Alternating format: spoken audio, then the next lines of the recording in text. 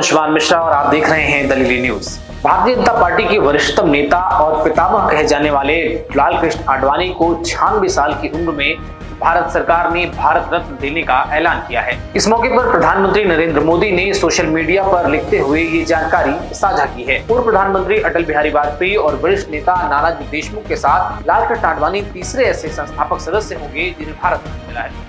Lalkrishna Advani BJP के तीसरे संस्थापक सदस्य हैं जिन्हें भारत रत्न से नवाजा जाएगा। पीएम मोदी ने सोशल साइट पर अपनी और लालकृष्ण आडवाणी की साथ की फोटो पोस्ट करते हुए लिखा है, मुझे ये बताते हुए खुशी हो रही है कि लालकृष्ण आडवाणी जी को भारत रत्न से सम्मानित किया जाएगा। मैंने उनसे बात करके उन्हें इस सम्मान को पाने के लिए बधाई दी है। देश के विकास के लिए आडवाणी जी का योगदान कोई नहीं भूल सकता।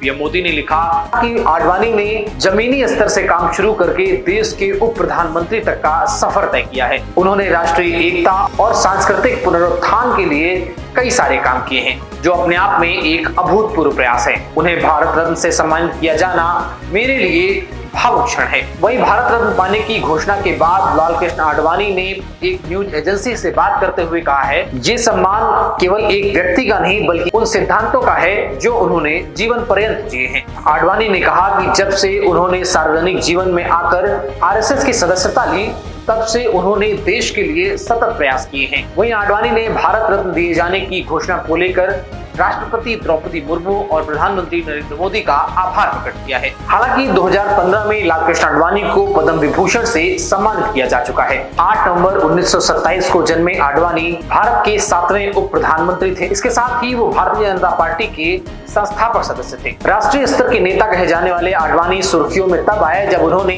63 साल की उम्र में 1990 में सोमनाथ से अयोध्या के लिए रथ यात्रा निकाली। इस यात्रा का नेतृत्व लालकृष्ण आडवाणी के साथ उनके सहयोगी के तौर पर प्रमोद महाजन और नरेंद्र मोदी कर रहे थे। ये वही नरेंद्र मोदी और प्रमोद महाजन हैं जो बाद में राष्ट्रीय स्तर पर अपनी बड़ी ख्याति बनाने में कामयाब हुए। हालांकि लालकृष्ण आडवाणी के द्वारा निकाली गई 1990 में रथ यात्रा भारतीय जनता पार्टी के लिए संजीवनी साबित हुई। 1984 में लोकसभा की मात्र 2 सीटें जीतने वाली भारतीय जनता पार्टी 1991 में 120 सीटें जीतने में कामयाब हुई। वहीं इसी के साथ आडवाणी का कद भी खासा बढ़ गया।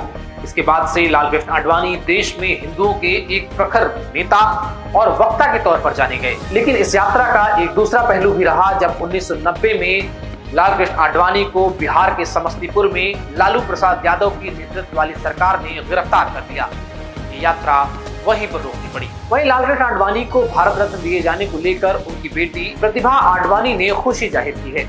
प्रतिभा ने कहा है वो इस वक्त अपनी मां को सबसे ज्यादा याद कर रही हैं। लालकृष्ण आडवाणी के सार्वजनिक जीवन में उनकी पत्नी यानी कि प्रतिभा आडवाणी की मां का विशेष योगदान रहा है। वहीं आडवाणी के भारत रत्न पाने पर विपक्ष से और अन्य धर्मावलंबियों से भी अलग अलग प्रतिक्रियाएं आ रही हैं। समाजवादी पार्टी के राष्ट्रीय अध्यक्ष और उत्तर प्रदेश के पूर्व मुख्यमंत्री अखिलेश यादव का कहना है कि ये भारत रत्न केवल एक वर्ग विशेष को साधने के लिए दिया जा रहा है, ये किसी व्यक्ति का सम्मान नहीं है।